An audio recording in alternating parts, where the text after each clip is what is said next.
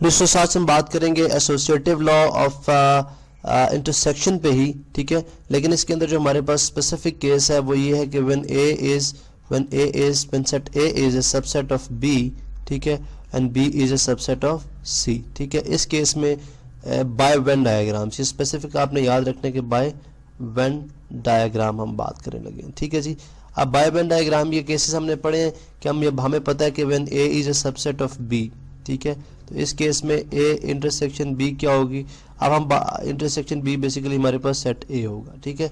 इसी तरह if B is a subset of C, ठीक है, तो इस केस में बी इंटरसेक्शन सी क्या होगी, ठीक है, ये सेट क्या होगा, ये B is a subset of C, ये इसके अंदर जो इंटरसेक्शन होगी सेट बी हो जाएगा, ठीक है।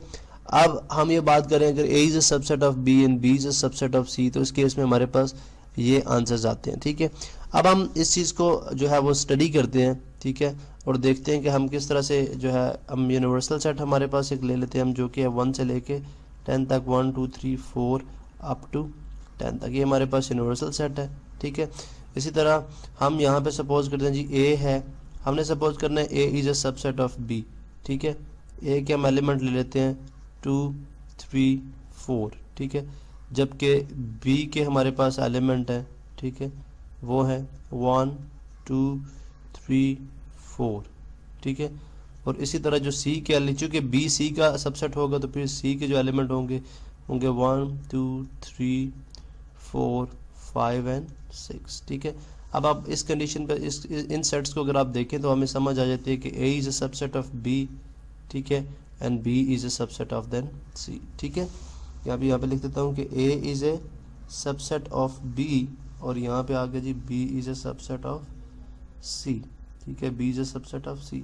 आप देखें इस केस के अंदर जब हम वेन डायग्राम्स के थ्रू इसको स्टडी करते हैं, लेट्स सपोज हम डायरेक्टली हम इस प्रॉपर्टीज को स्टडी करेंगे कि ए इंटरसेक्शन बी, यानी कि हम बात ये करने लगे जी कि A intersection B intersection C, ये जो है ये इक्वल होनी चाहिए A intersection B intersection C की, यानी left hand side right hand side की। अगर आप ऑर्डर ऑफ ऑपरेशन चेंज करते हैं तो हमारे आंसर पे कोई फ़र्क नहीं पड़ना चाहिए, ठीक है। अभी हम देखते हैं जी कि अगर मैं यहाँ पे अकॉर्डिंग टू वेन डायग्राम मैं डायरेक्टली लेता हूँ अकॉर्डिंग टू वेन डायग्राम, ठीक है। अकॉर्डिंग टू वेन डायग्राम अगर मैं देखता हूँ ये मेरे पास यूनिवर्सल सेट है, ठीक है। अब इसमें अगर let suppose A is a subset of, तो बेसिकली इसमें बड़ा सेट कौन सा है, सी, ये हमारे पास क्या आ गया, सेट सी आ गया, ठीक है। अब हमने बात की जी बी जो है सी का सबसेट है तो बी इसके अंदर आ जाएगा, ठीक है। लेकिन हमने ये भी बात की जो ए जो है वो बी का सबसेट है तो ए बेसिकली हमारे पास यहाँ पे आ जाएगा, ठीक है। तो हम यहाँ पे ये शो करें जी कि ए, ये आपको याद रहे कि हमारे पास जो गिवन सेट्स में ये जो है, ठीक है, ये हमारे पास सेट सी है, ये सेट हमारे पास सेट बी है, और ये सेट हमारे पास सेट ए है, ठीक है। यहाँ पे आपने ये चीज़ जहन में रखनी है, ठीक है। अब आप देखते हैं कि सबसे पहले ए इंटरसेक्शन बी है, ठीक है। हमने देखना जी ए इंटरसेक्शन बी, हमने बोला जी A is a subset of B, तो ए इंटरसेक्शन बी क्या होगा, सेट ए ही होगा, ठीक है, सेट ए ही होगा। ये हमने बात स्टडी की हुई है, तो लिहाजा हम यहाँ पे कलर कर देंगे किस चीज़ को, सेट ए को, ठीक है, जो कि हमारे पास फाइनली रेड कलर कर देते हैं उसको, ठीक है। यहाँ पे ये हमारे पास क्या है जी, ए इंटरसेक्शन बी का, यानी अगर आप यहाँ पे मैं अगर लिखना चाहूँ यहाँ पे कि लेफ्ट हैंड साइड, हमारे पास जो लेफ्ट हैंड साइड है, लेफ्ट हैंड साइड के लिए और राइट हैंड साइड को सॉल्व करेंगे। पहले हम लेफ्ट हैंड साइड को देख लेते हैं। लेफ्ट हैंड साइड में हमने बोला जी ए इंटरसेक्शन बी, चूँकि ए बी का सबसेट है लिहाजा ए इंटरसेक्शन बी में जो आंसर होगा हमारे पास वो क्या होगा, ए होगा, ठीक है। यहाँ पे जैसे हमने ऊपर अगर आप देखें तो हमने मेंशन भी की ये बात, ठीक है, यहाँ पे, ठीक है। तो अगर आप यहाँ पे इस चीज़ को स्टडी करें तो आपको यहाँ पे भी अगर A is subset of B तो ए इंटरसेक्शन बी क्या होगा, सेट ए होगा, ठीक है।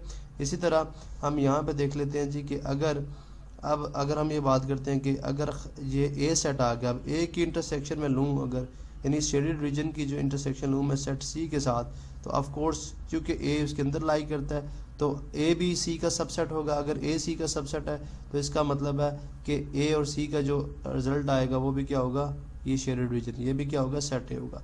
तो लिहाजा प्रूफ हुआ कि जो शेडेड रीजन जो है वो रिप्रेजेंट कर रहा है लेफ्ट हैंड साइड को, शेडेड रीजन, ठीक है, जो रेड कलर के साथ एरिया शेयर हुआ है ये लेफ्ट हैंड साइड को रिप्रेजेंट कर रहा है, ठीक है, जो कि एसोसिएटिव लॉ ऑफ इंटरसेक्शन की लेफ्ट हैंड साइड है, ठीक है।